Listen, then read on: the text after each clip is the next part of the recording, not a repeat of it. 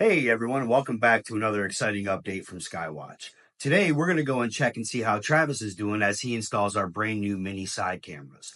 These mini side cameras are designed for commercial fleet operators who have full coverage on their larger vehicles but lack a smaller, more compact camera for their smaller vehicles. Let's go see how they look. Travis, how's the installation going? I'm not gonna lie, it's actually gotten a lot easier from yesterday. Getting this. Please explain more. What have you done here, Travis? So we've mounted a side view camera here on our mirror. It's running through the door here, down into in between the glass pane and the actual metal of the door, in through this grommet, in through the side, through the dash, back into our X3 back there. Excellent, excellent. How confident are you that this is going to fire up and be the most amazing camera solution the skEYewatch van has ever seen? Honest answer, 100% confident.